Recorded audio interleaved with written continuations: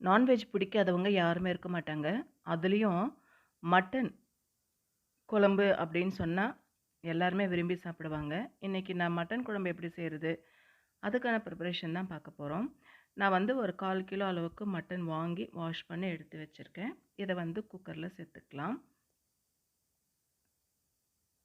இதோட வேக வைக்கும் பொழுதே கொஞ்சம் ஆயில் சேர்த்துட்டு, மஞ்சள் தூள் கொஞ்சம் சேர்த்துக்கலாம். சால்ட்டு சேர்த்துக்கலாம். இதோட ரெட் சில்லி பவுடர் கொஞ்சம் சேர்த்துட்டு நல்லா மிக்ஸ் பண்ணிக்கலாம். இது போல வேக வைக்கும் பொழுதே மிக்ஸ் பண்ணிட்டு வேக வச்சோன்னா டேஸ்ட் ரொம்ப நல்லாயிருக்கும். மிக்ஸ் பண்ணிட்டு அதுக்கப்புறமா தேவையான அளவுக்கு தண்ணி ஊற்றிக்கலாம். ஊற்றிட்டு நல்லா கலந்து விட்டுறலாம். ஒரு 8 விசில் நான் வச்சுருக்கேன். அதுக்கப்புறமா வேகலைன்னா மறுபடியும் வந்து நம்ம வச்சுக்கலாம். இப்போது இது அப்படியே இருக்கட்டும்.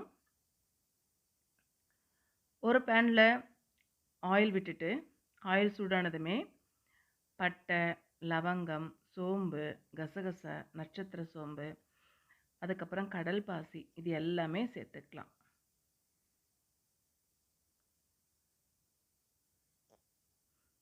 இப்போது கருவேப்பிலை சேர்த்துட்டு 2 வெங்காயம் நான் பொடிசாக கட் பண்ணி சேர்த்துருக்கேன். இந்த வெங்காயம் ஆயில்லையே நல்லா வதங்கட்டும். வெங்காயம் நல்லா வதங்குது அப்படின்னா கிரேவி நல்லாயிருக்கும். மஞ்சள் தூள் சேர்த்துக்கிறேன். நான் கட் பண்ணி வச்சுருந்த 2 தக்காளி இதில் சேர்த்து நல்லா வதக்கிக்கிறேன்.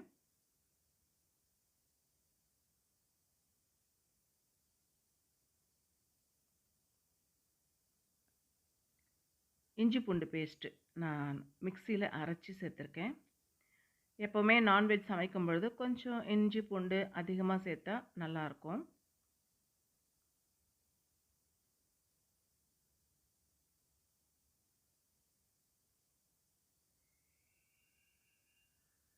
இப்போது வீட்டில் அரைச்ச மிளகாய்த்தூள் சேர்த்துக்கிறேன்.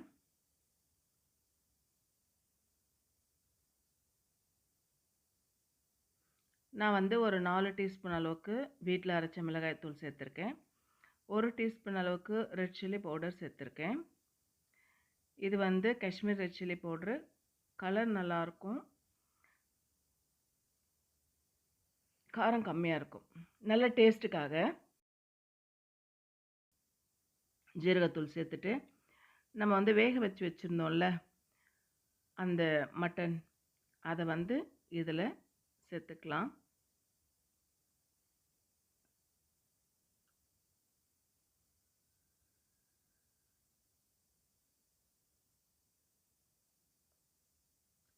நல்லா மிக்ஸ் பண்ணிவிட்டு இப்போ கரம் மசாலா சேர்த்துக்கிறேன். வீட்டில் அரைச்ச கரம் மசாலா இது. ஒரு 1½ டீஸ்பூன் அளவுக்கு நான் சேர்த்துருக்கேன். நல்லா மிக்ஸ் பண்ணிவிட்டு கொத்தமல்லி தூவிட்டு இறக்கிட வேண்டியது தான்.